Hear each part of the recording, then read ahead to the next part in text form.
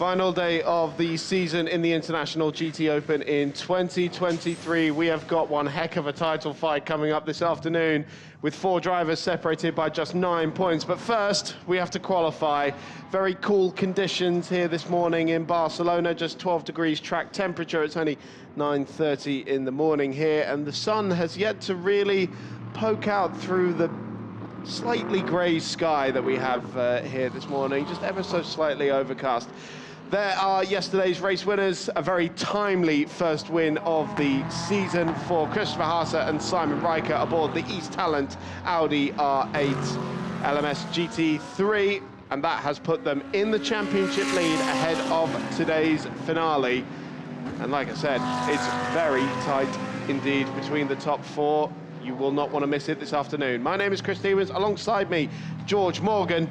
And George, we've got such a championship fight, and that car there, the Optimum Motorsport, was a disappointed team yesterday. Well, you only had to look at the shots in the garage after the incident at Turn 1 yesterday to really deduce what the reaction was. I think Sam Dahan spoke for all of them, I think, at that point as well. And Rob Bacordich as well. Apologies again for that. Yeah, but obviously understandable. This is a huge gargantuan championship fight with certainly a plethora of teams, drivers, manufacturers, all in the mix. It was the Audi that prevailed yesterday. Obviously, the Mercedes of Diego Menchaca and Albert Costa were very, very busy, but Menchaca's going for the title. 1 solitary point in the provisional standings without the drop point scores coming into play. But Haase and Riker come here with the advantage, and in what can only be described as an unprecedented scenario where they have not won a race all season long until yesterday, and it gave them the championship lead coming into the final round. The question is, can they take that momentum and bring it home? And we were just on board with the man second in the championship, Diego Menchaca. Now, he was running with Marcos Seber throughout most of the season, but Seber also combining his campaign with the European Le Mans Series in LMP3. He was crowned champion in Portimao yesterday. Congratulations to him. But of course, the final 2 rounds of the championship classing with the GTOpen. So we had Thomas Neubauer with Menchaca in Monza. This weekend, it is the returning 2019 Series champion, Albert Costa, who didn't make too many friends on his return to the championship yesterday by making contact with, I think, 3 different drivers. We counted up in the total there, with 2 of them getting him penalties. Now, there was a car off at turn 5, just facing the wrong way there. It might have been yes, it was one of the Motorpark cars. It is the entered Motorpark Mercedes of Heiko Neumann, who's gone for a spin at turn 5. Now, what he mustn't do is do what the Kessel car did yesterday and slowly move into the gravel, because you won't get out of there. Yeah, the combination of Shearer and Rossi, unfortunately, landing the car in the gravel trap, which of course led to the yellow flag conditions, as we see the Optimum Motorsport McLaren obviously looking to recover after the disappointment yesterday. A little twitch on the front end, no, but it's all down to Sam Dahan this time around, because Charlie Fagg took the lead in commentary, took the lead, should I say, qualifying yesterday when we were commentating yesterday. I'd love it if he took the lead in commentary. I think that'd be fantastic. That would be insightful if we did have him on board with us as well. But still, Sam Dahan, it's down to him. We are here now with 26 minutes and a half to go in the session. Can he muster the best of himself? Goes provisional P1 at least for now after a purple sector 3, 1:41.067 with Diego Menchaca crossing the line to go second fastest. Now immediately goes top after the time gets deleted there for Sam Dahan, and now Alfaisal Al-Zubair takes P1, and they had a difficult day yesterday because they were also out at turn 1. Yes, quite a few cars ended up out as a result of a very messy start. So we're currently in the 42s from Faisal Al-Zubair, but we were running 38.9s for pole position yesterday. So still a fair ways to go, only 5 minutes into the session, of course. And Sam Dahan carrying the title hopes of Optimum Motorsport, who for a 2nd year in a row are coming into this final round not in the best position. Of course, they don't have a handicap to serve, so there is still hope for them, but they're coming into this now 9 points back from the championship leader, and there's 15 available for a win. So they're going to have to go absolutely for broke in this race to make sure they come away with the title. But we'll see where they start on the grid first, because we had quite a close call with them with all of our championship contenders during qualifying yesterday. And of course, it's not just the overall championship that is incredibly competitive. We have still the Pro-Am fight to have. 3 cars still in that championship. 4 cars still in with the AM title as well, and the Teams Championship still to be decided between East Talent, Motorpark, Oregon and Optimum. So all the titles still very much up for grabs. Here's a look at Dominic Baumann, who is making his debut in the championship. Normally Rhys Barr would be partnering Mikael Patamba in that SBS Mercedes, but Rhys Barr choosing to put his resources towards next year. We have seen him around the paddock yesterday, but strictly as a spectator on this occasion, and he was very tight-lipped and keeping his cards close to his chest about what his plans for next year are, but we wish him very well with that. Race winner, of course, at Monza alongside Patamba after that 3-second time penalty for AF Corsa that won on the road, and that gave the Irish-South African pairing the race win, the youngest pairing to win in GTOpen history, and they did at least get to celebrate amongst the paddock yesterday. Yeah, it was great to see Rhys Barr obviously coming here as a spectator this time and watching what happens, or certainly what unfolds here at Barcelona. I'm sure he'll be cheering Mikael Patamba on, as well as Dominic Baumann, who joins up with him this time around. Has taken a year out of racing GT3, has Dominic Baumann, as Christian Kozanowski takes a very difficult line heading up through Wirth and now whips through Camp Corner, and he'll make his way down the hill towards the tricky left-hander at Leclerc Bend. So Kozanowski out in front, Christopher Haase getting off to a great start, and Eddie Cheever going 6 fastest as well. I think it's important to know that East Talent, incidentally, in the very fact that they've strategically positioned Haase to take the helm for race 2 was actually something of significant note. They went against the grain of every other team in the championship fight, where they placed their strongest driver in race 1 to commence the start of the race. East Talent chose to go the opposite way. They've gone with Christopher Haase here for the start of race 2. Simon Riker will finish the race this afternoon. Yeah, that's well, it's always a gamble, isn't it? It's always a bit of a lottery to see where it's gonna fall. Obviously, yesterday they had quite a bit of luck with Simon Riker able to go from 11th to 3rd in one corner, essentially, because the track opened up for him like the Red Sea at the start of the race. And then, of course, much of the first stint was held under safety car conditions. So that actually left Christopher Haase with very little work to do. Here's a car that has been building in confidence and speed all season long, the number 19 Oregon car. It's the sister car to the championship contending pairing of Maximilian Paul and Pierre-Louis Chauvet. It's the young Dutchman Dan Arrow at the wheel of the number 19 in this session, and he has set a purple first sector, still up on the time he needs to take provisional pole at the moment, rounding at turn 12 into the new faster section of the track, and it's going to come across Sam Dehaan here in the Optimum car, who's getting up to speed for a lap, and Sam Dehaan is not doing Dan Arrow any favours at the end of this lap. No, certainly not. Heading through the final 2 corners, Dan Arrow is going to be absolutely seething, I think, because he was purple on this run as well. Does go to the top, but what could have been, and a flash of the lights immediately from Dan Arrow as we see him make his way down the straight again. The blinkers are on as they head down towards turn 1, but Sam Dehaan not relenting, and now taking turns 1 and 2 ahead of Dan Arrow. Arrow now up at the top, 1:40.658. They've hit the target up at the top end, but for how long can that last? We've still got 21 minutes left. Certainly do. Sam Dehaan on another lap now. Dan Arrow backing out of this one. So what can Sam Dehaan, who alongside Charlie Fagg has led the championship for most of this season?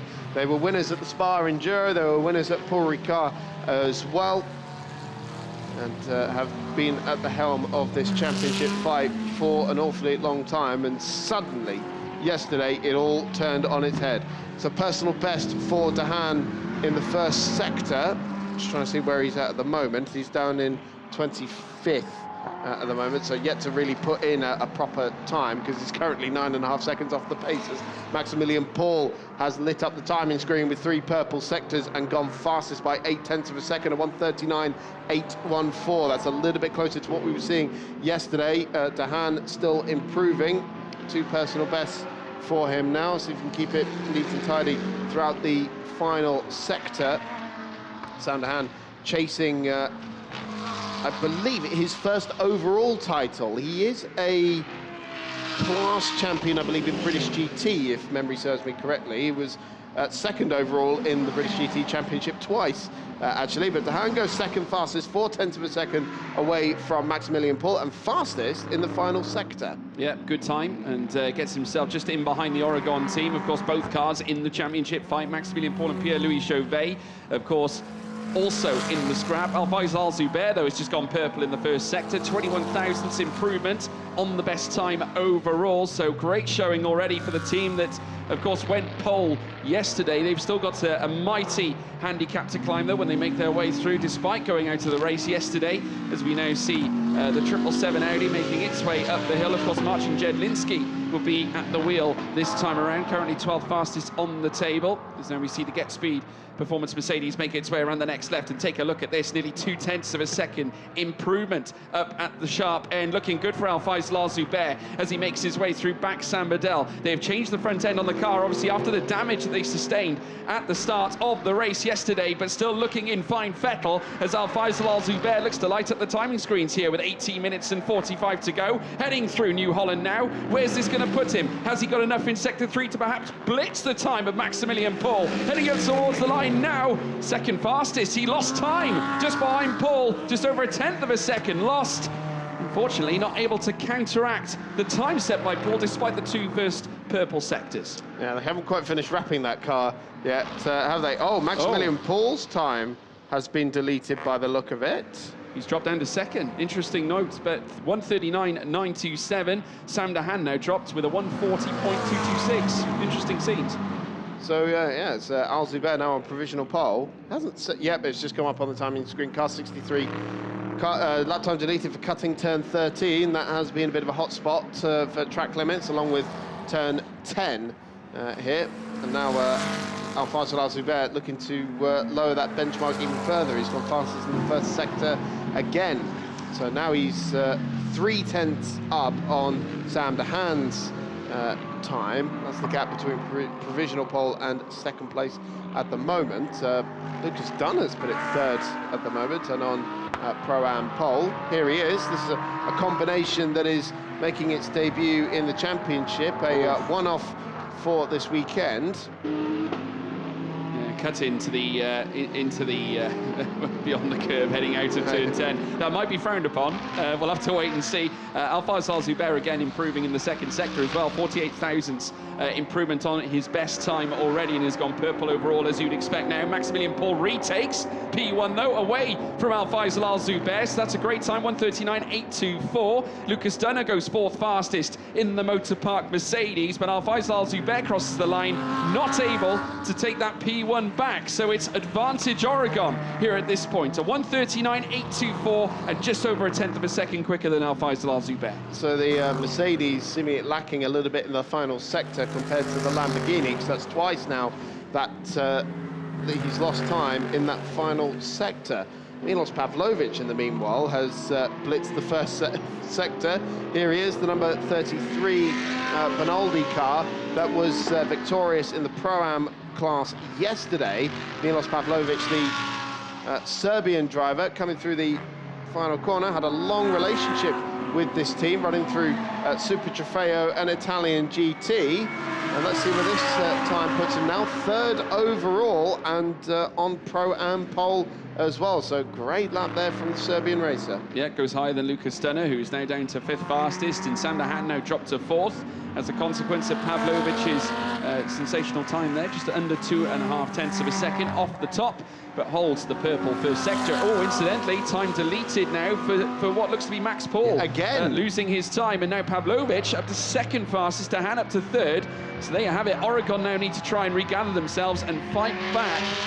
So now it's all down to Paul to try and rein in that delta that, of course, he lost. Axel Jeffries, 5th fastest, now the top flight AM at this stage. And look, another sensational first sector from Milos Pavlovic, who in the Benaldi Lamborghini enjoyed success yesterday, as you alluded to, Chris, but at the same time, Pavlovic known to be a very fast driver in his own right. Crossing up now through Birth Curve, just getting the car tail whipped, heading out to that segment now, heading through towards Campsa. This Sector 2 is all the more crucial as well. We have seen, you know, certainly Delta won and lost. It's a very key segment of track. Much like Sector 3 in some ways, given the technicality of the actual circuit itself and the elevation that goes from bottom to top, you tend to see it rise now heading out of this segment at GTOpen, rising up through Bank Sambadel, and as you can see, the time has indeed been lost, and he has got a little bit of traffic in front of him. Dominic Baumann in the SPS Mercedes now setting the pace in the middle sector as well. We're only just after halfway through this qualifying session. Pavlovic bring it across the line now. It doesn't look like this lap will be an improvement, and it's not. He remains second fastest.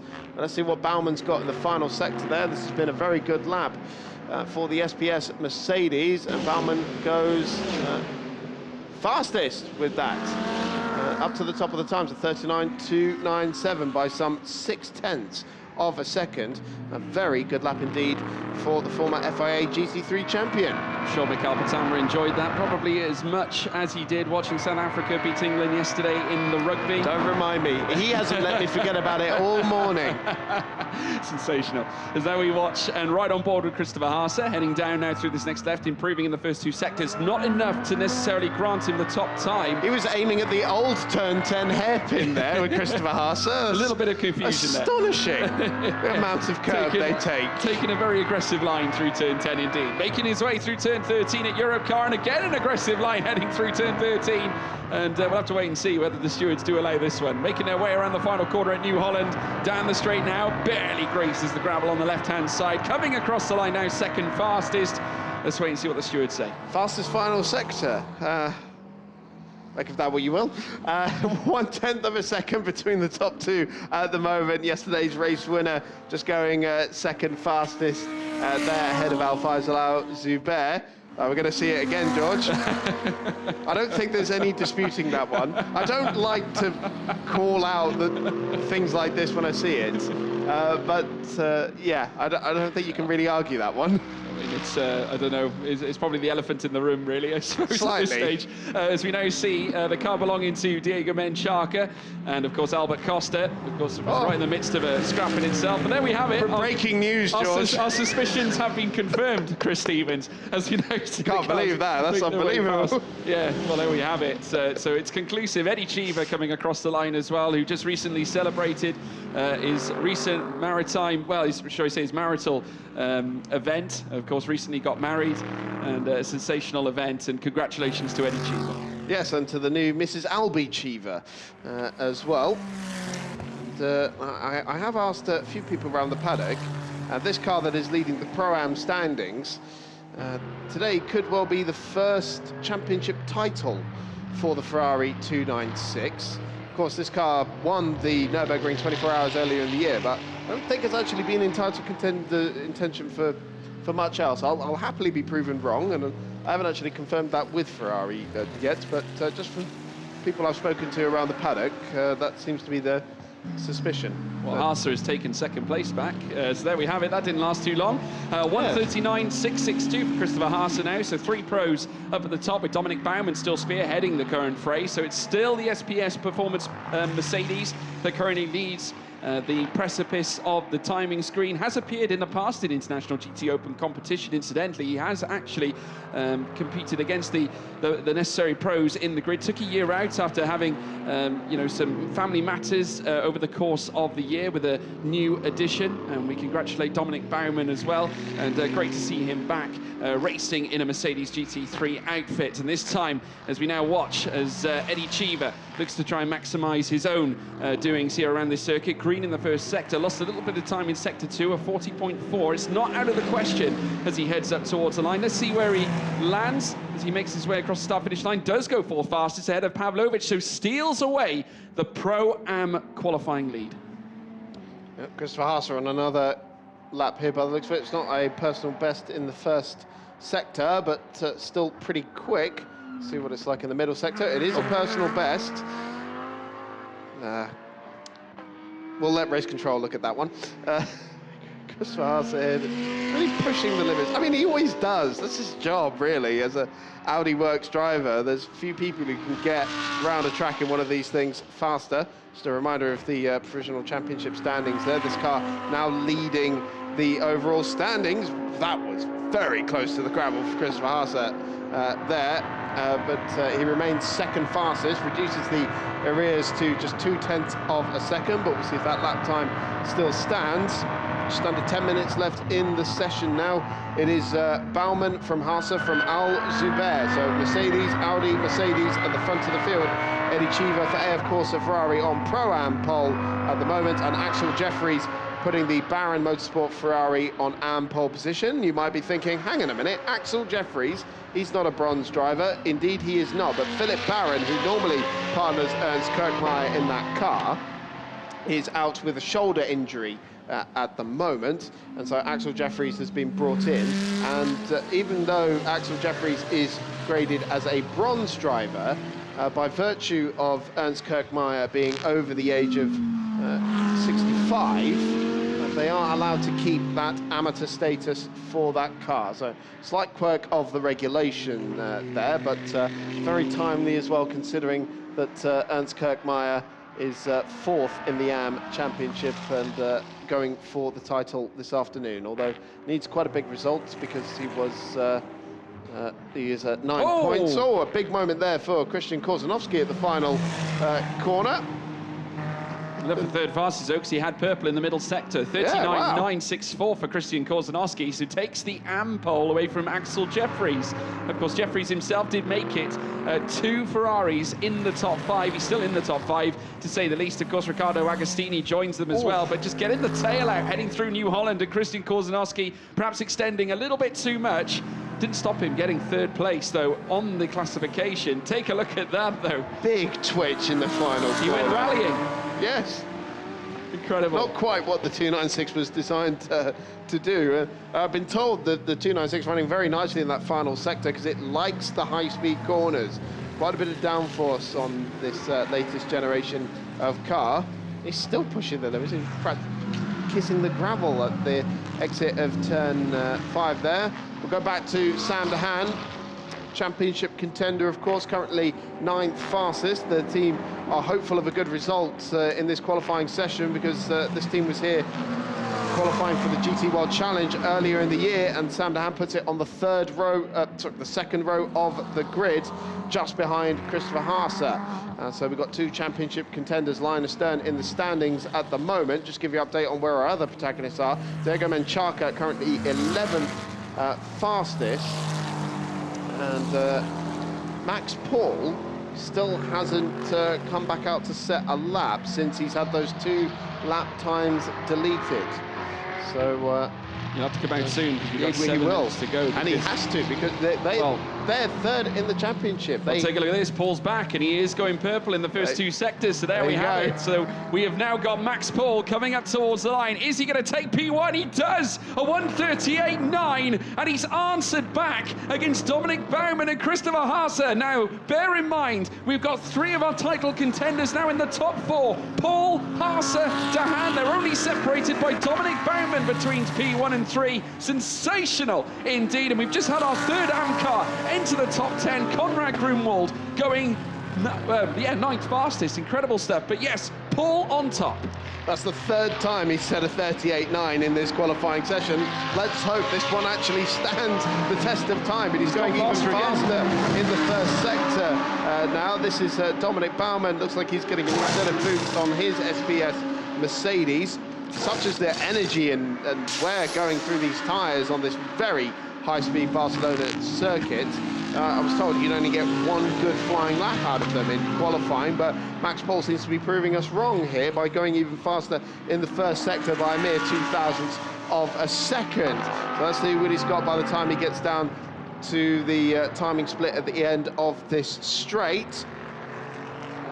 Cuts the beam there. Oh, it's not a brilliant final middle sector, 0.2 down. Remember, this team has taken the most wins out of anyone so far this season, 4 to their name. Oh, no. And now that is Frederic Jousset that has gone for a spin down at turn 4. Is he going to get it going? Just about going to get it out the gravel. Yes, he is. Yes, Frederic, brilliant stuff. Making sure it's out the gravel, but he's still the wrong way, so he needs to try and get that. A left turn now, Fred. Left turn. Yeah, he needs to get it spun. Come on, Frederic. Let's get it spun around. Hopefully, we won't have an issue with a safety car. The marshal's obviously on standby, waiting to use the flags if necessary, but Maximilian Paul still on top. Can I just say, an unassailable lead at the front end. Enter another Oregon car of Dan Arrow, half a second away from Maximilian Paul. Now that could be useful come race time later on this afternoon, so credit to him for that. Dominic Baumann still remains in second, Haase relegated to fourth, Sam Dahan in fifth place, but Paul ahead by nearly 4/10 of a second at this stage, with now a second Oregon car in the top 3. This could be massive, and with only a mere 4 minutes and 30 seconds to go, strap yourselves in, folks, because this is such an essential qualifying and could yet be a decisive factor for the title this afternoon. Yeah, Menchaca's fallen all the way down to 16th place. The problem he's got is that those yellow flags are still flying at turn 4. He's still managed to do a decent first sector. It's not a personal best, because he will have had to back out at turn 4, but he needs to improve on 16th place if he's going to have any hope of fighting for this championship. And he's coming up on an awful lot of traffic now as well, and he's had to back out of it. Only 4 minutes left on the clock, and Menchaca here could be in a bit of a predicament in terms of his championship, given that his 3 rivals are all in the top 5 at the moment. And as you mentioned there, George, this is how Jousset ended up in the gravel. Just lost the back end going through turn 4. Easily done, and dipped it into the gravel, but as we saw, did manage to get it out again. But still yellow flags are waving at turn 4, which means it looks like he's still parked up on the right-hand side. There is Christopher Haase going for another lap, and he's got a personal best in the first sector. But finish up that point I was making earlier. The fact that we've got 2 Oregon cars in the top 3 ahead of 2 of the title rivals, that could there could be some team tactics involved during the race if it stays the way it is. But Christopher Haase is going to have something to say about that, and I don't know if anyone's telling him about the turn 10 cutting there. Not going to say anything. I'm going to say anything. I'll leave it to race control to determine everything. It is mainly turn 13 they're actually looking at, to be fair. But we'll see if this lap stands. Christopher Haase, in the meantime, will come across the line and remains 4th fastest.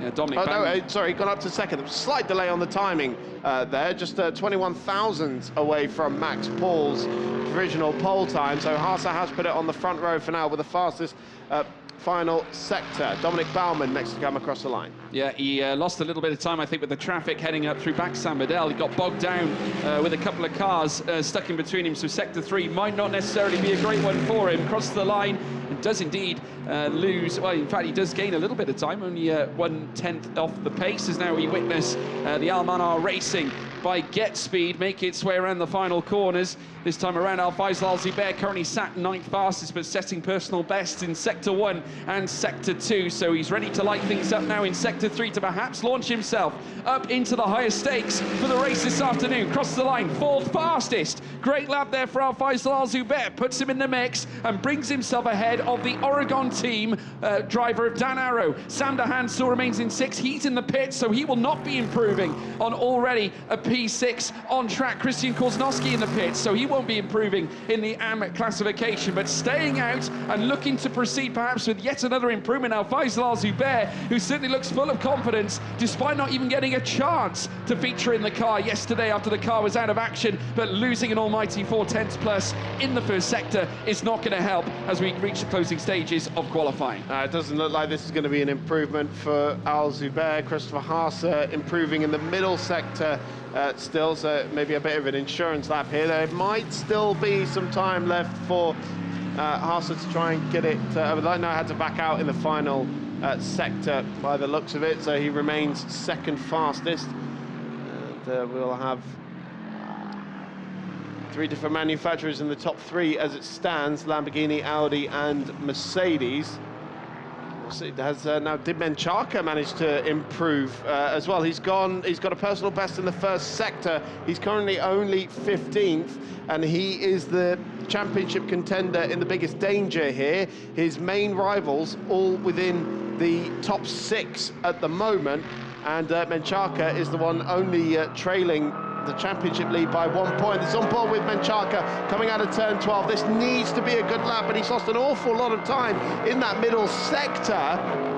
It's still going to be an improvement, I think, by the looks of it, but yeah, something happened in that middle sector, not ideal at all, and he's not going to get over the timing line in time for another lap. He's met the checkered flag. He still hasn't improved. Diego Menchaca, second in the championship, will start no higher than 16th for a crucial race this afternoon. Yeah, and they came into this qualifying session 1 point without the drop scores behind Christopher Haase and Simon Riker. So now this puts them right up against it as we take a look at the Oregon team. Max Paul just sat there pensively. He looks very cool, calm and collected, and has every right to be because the checkered flag is out. And despite Christopher Haase going 21 thousandths off the top time of Maximilian Paul, it's not going to be Easterlent on top here this time around. It's back to Oregon. Maximilian Paul, the man who could perform in big-time moments, much like he did at Hungaroring. He's doing it again, this time around at Barcelona. Could it be back-to-back championships for Oregon this weekend? Not quite over in terms of the Pro-Am battle, because Eddie Cheever, second in that class at the moment, has just done a personal best in the first sector. It's currently Milos Pavlovic who has the Pro-Am pole, but it's not a good middle sector for Eddie Cheever, the Italian-American driver, entering the third and final sector now. Doesn't look like this is going to be a lap that's going to usurp Milos Pavlovic in the Pro-Am standings. Interesting enough, we've got two. Oh no, even worse for Diego Menchaca. His last lap time just been deleted. Although actually, I don't think that was his best lap, was it? So doesn't actually make any difference to the standings there.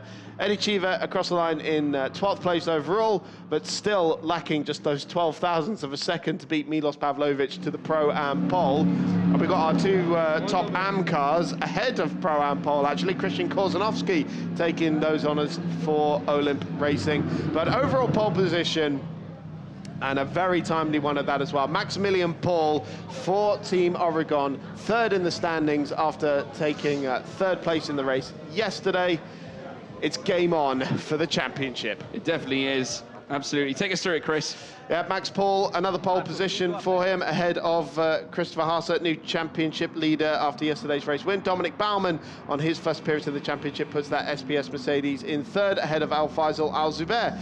Dan Arrow making it 2 Oregon cars in the top 5. Ricardo Agostini sixth ahead of championship contender Sam Dehaan. Christian Korzanowski and Axel Jeffries leading the Am contingent with Milos Pavlovic just beating Eddie Cheever to the Pro-Am pole. Conrad Grunwald separating them with Lucas Dunner 13th overall ahead of Steve Jans. Remember, they've got the Pro-Am title fight as well, but Anthony Bartone. Diego Menchaca second in the championship down in 16th. Marcin Jedliski, Giuseppe Cipriani. Giorgio Sernigiotto and Adamo Seca completing the top 20 with Oswaldo Negri, Stuart Proctor, Frederick Jousset, Heiko Neumann, Dexter Muller, Nicola Rossi, Laurent Demes, Gino Forgione and Jahid Faisal Karim, rounding out a 29-car field. And once again, the bottom two not setting any times in that session. So some problems for those bottom two cars by the looks of it. Here's a look at the top 3 overall. It's Dominic Baumann for SPS Automotive Mercedes, filling in for Reece Barr in this final round. Third, Christopher Haase, race win and championship lead yesterday for him and Simon Riker. He goes from the front row of the grid for this afternoon's finale. But on pole position for the final title-deciding race of the season, it's Maximilian Paul for Team Oregon, and he's downstairs with Alfredo. Maximilian Paul. Pole position. It's always an easy one, I know, but happy, I guess. Yeah, happy. We are happy when we finish the race like that. So yeah, it's good. A good starting position right now, and in our situation, we have 6 points to the lead. So we are trying our best in the race and hope for a bit of fortunate, and then we will see. Yeah, incredible end of the season and back into the title race after a long catch-up. So it's still possible. It's still possible, but for sure will be difficult. Four cars are in the fight. And everyone, I think, has at the moment equal chances. We have a 20-second penalty in the pit stop. Haase and Reicher, they have 10-second penalty. And the other two are starting a bit further back, so it's going to be exciting for sure. And we obviously will try our best and try to do no mistakes, and then we see what's going to happen. Good. All the best for later. Thank you. And I keep reminding everybody it's not penalties, but handicaps. Handicap. It's in my heart, it's a penalty. All the best. Well done. Well, the title finale is coming up at 1:30 local time. Just 9 points separating the top four in the championship. You won't want to miss it. We'll see you for the finale.